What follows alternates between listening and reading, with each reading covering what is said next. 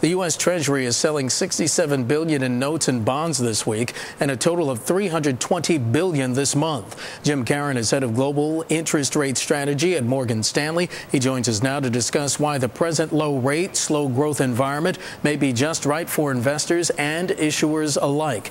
Jim, welcome back to Bloomberg News. Always good to have you on. Thank you. Jim, before we jump in, let's talk about today's auction, $33 billion in 3-year notes. The notes drawing a record low yield of 0.790%. The average forecast in a Bloomberg News survey was 0.791%. What do you make of this today?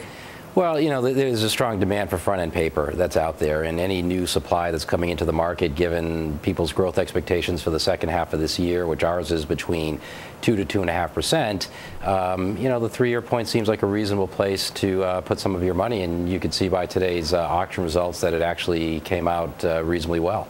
Why is the issuance calendar this month in particular so robust?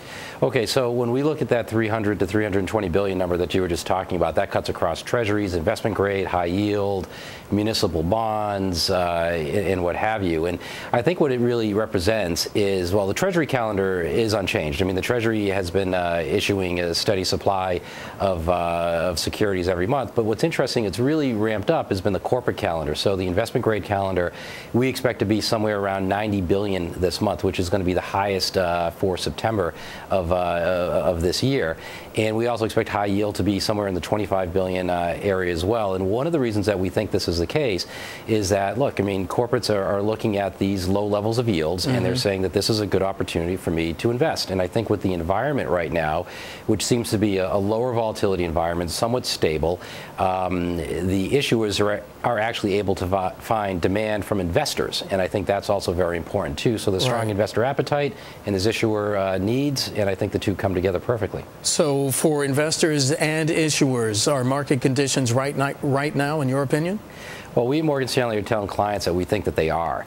The reason that we say that is that if we look at the month of September, we're really sitting before the political season gets heated up with the midterm elections. So we think the volatility in the markets are going to be reasonably low.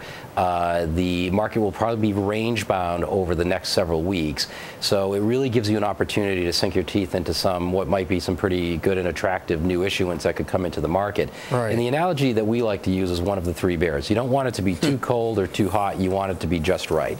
So if yields go down quite a bit, and the reason for yields going down quite a bit is somewhat of a negative economic surprise, then you're not going to have the liquidity in the markets. And if yields go up too much, it's not going to be good for the issuers. So right now, as long as we sit in a range, we think that the demand to buy paper is going to be pretty strong. But Jim, according to Bank of America Merrill Lynch indexes, treasuries have returned 7.7% this year after losing 3.7% last year. Anything on the horizon that might reverse these gains? I don't think so.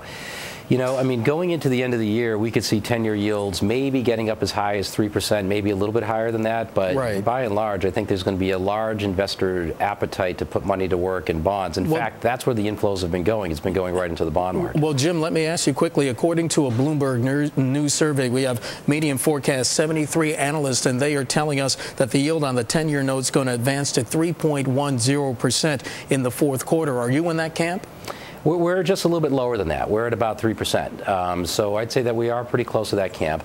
But the reality is that, look, if yields get up to that level, I think there's going to be a strong demand to buy. So I think a lot of people are hoping that they get the opportunity to buy at 10 years up at that level. And again, it all goes back to the point that the second half forecast for growth is somewhere between 2 and 2.5%. And if you have inflation running somewhere below 1%, then, you know, a 3% yield on the 10-year, at least for now, looks reasonably attractive. Jim, we have about 30 seconds left. The Wall Street Journal reported that European stress tests underestimated some banks' holdings of potentially risky bonds. Is that a surprise right now? And is that why at least we're seeing a flight to treasuries?